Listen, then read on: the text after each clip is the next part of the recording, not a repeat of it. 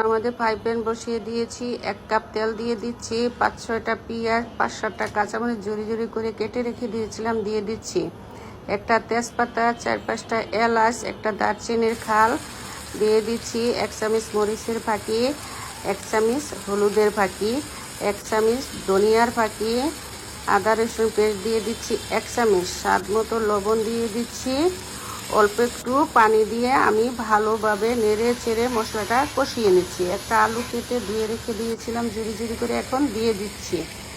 দিয়ে আমি মশলার সাথে আলুটা আবারও ভালোভাবে একটু নেড়ে চেড়ে নিচ্ছি।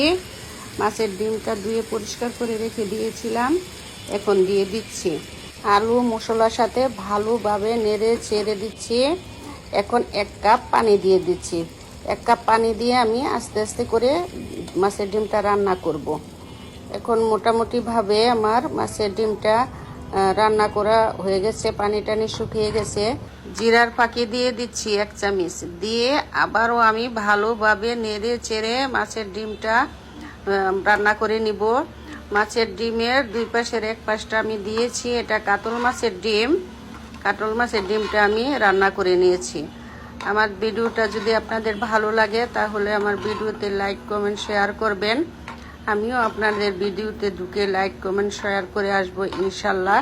সবাই ভালো থাকবেন, সুস্থ থাকবেন, আমাদের জন্য সবাই দোয়া করবেন।